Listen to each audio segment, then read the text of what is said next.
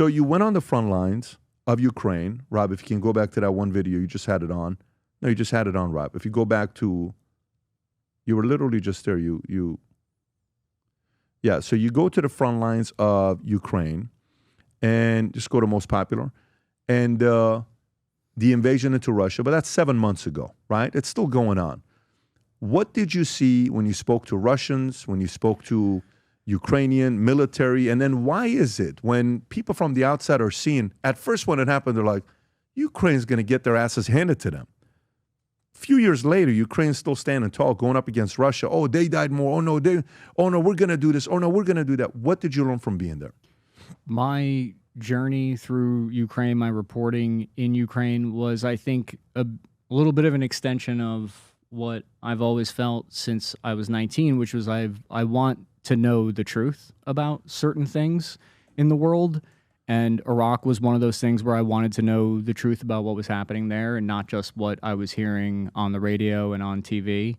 And when I went to Ukraine, I wanted to know the truth of that conflict because you're hearing a lot of very different things. You're hearing that it's democracy versus autocracy. You're hearing all these different narratives about, do the Ukrainian people really want to fight for their country, or are they just kind of being pressed into service in the service of American interests?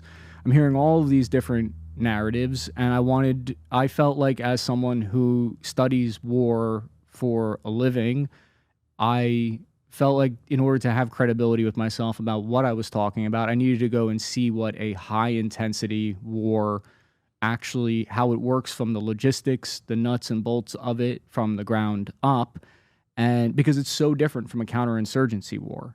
Everything that I saw in Iraq is nothing like the rules of how it works with Ukraine and Russia. And just even getting to the country, I had to fly into Poland and then take a 18-hour train ride from Warsaw over the border into Kyiv. And as I'm getting further and further east, I'm starting to see it gets more desolate, start to see the signs of war as I get closer to Kyiv. There are defensive positions still there. You could see where shrapnel had hit some walls, and those signs of war start to show up. And once I got there, it wasn't certain that I was going to even get to go to the front, because when they get a lot of people that go there and they don't know if they can trust them or if they are going to be the type of person that has their head on straight or get someone killed, because even going to the front is very dangerous and you're a huge liability. I'm unarmed. All I've got is a patch that says press on it. And so I spend a day in Kyiv first, speaking to some politicians there, doing some interviews, talking to people that are because Kyiv's not as dangerous of a place. It's like the green zone almost. And I'm really glad that I spent that day there, because I ended up getting drinks that night with some people in Ukrainian media, which is all media there is at least half state-owned. And they have contacts met with some people in Ukrainian intelligence, and I get annihilated with them. We have some like special Ukrainian drink that they drink that is all jazzed up with vodka, and I wish I had gotten the name. I asked them it was some name in Ukrainian, and then that whole night I'm just asking them like what different ways to say curse words in Ukrainian are. And it's a great way to bond with people, just like going back and forth and sharing different translations on curses. For some reason in Iraq and in Ukraine, people they love that. I love that. But it might have been that, but it was the type of drink where you get to talking, and they're like, "What would you like to do when you're here?" And I said, "Well, I'd really like to go to Kursk in Russia," thinking that there's no way, because they don't let Western journalists go there. This is the part of Russia that at the time Ukraine had in their control, because they had invaded into Russia and taken over a small part of Kursk.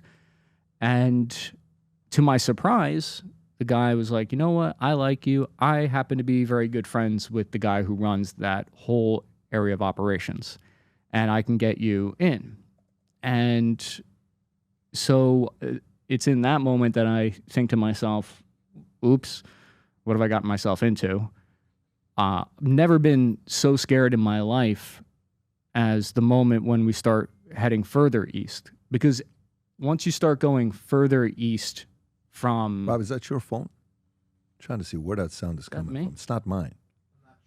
Okay. So you start going to Kursk. So we start going further east along from Kyiv to the border with Russia.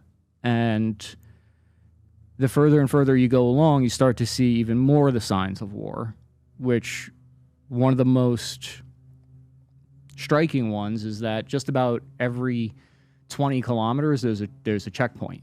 And there's Ukrainian SBU agents looking for deserters, checking IDs, looking for Russian saboteurs, and buildings are blown to smithereens even that far east. And so we get closer and closer to the front line, and it's a part of the war. When I was there, was right when it was becoming... For the first time, it had become almost impossible to even get to the positions because there's drones everywhere. And to me, it reminded me a lot of Iraq in the sense that it's like IEDs, but with wings. And it's difficult for both sides now to even get to the trenches, to get into and out of the trenches. And that's one of the things that the logistics of the war that a lot of times people don't think about is squads need to get rotated. You can't be at the trench 24/7. They have them go for a week and then rotate out. But now that puts a huge pressure on the logistics of it because you have to worry more about getting into and out of the position more than you really have to worry sometimes about once you're in the trench. So it was very difficult to coordinate with the units on timing so they could get us. But basically, you're running the gauntlet from where it's safe to where it's dangerous. Kursk was the last part of the trip for me. Before that, I did several other missions, and the videos are up there. But one of the more terrifying ones was the drone mission that I went on, where in Ukraine? Yes, where I went with a vampire drone unit, and we were, yeah, that's the one.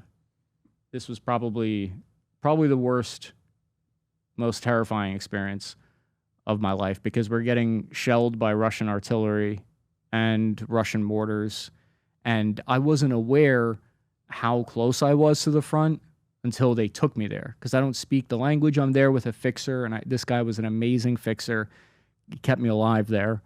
And he's telling me, because he's like, hey, get into this car and we're going to go.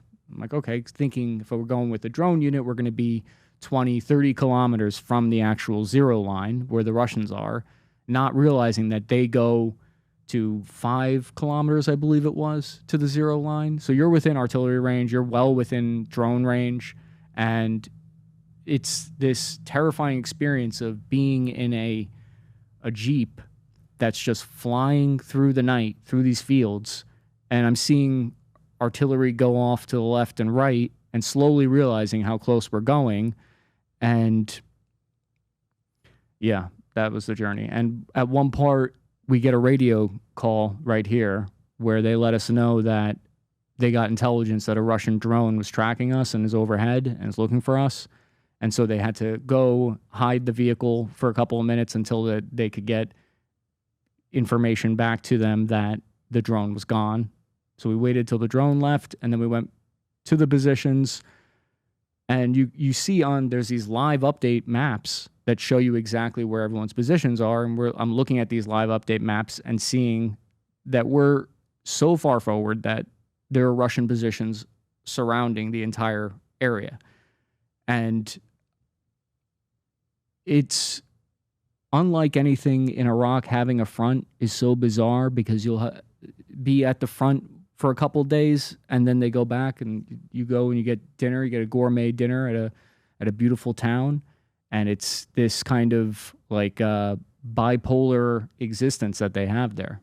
So 1 minute things you can go have a beautiful dinner, and then a few miles down the street there's a war going on. Yeah. Hi, I'm Chris Cappy. You probably know me from the YouTube channel Cappy Army. I'm now on Minect. You can find me there and you can ask me any questions about war corresponding if you're interested in how to get into that, geopolitics, the defense industry, entrepreneurialism, anything you want to chat about, I'm on there. If you enjoyed this video, you want to watch more videos like this, click here. And if you want to watch the entire podcast, click here.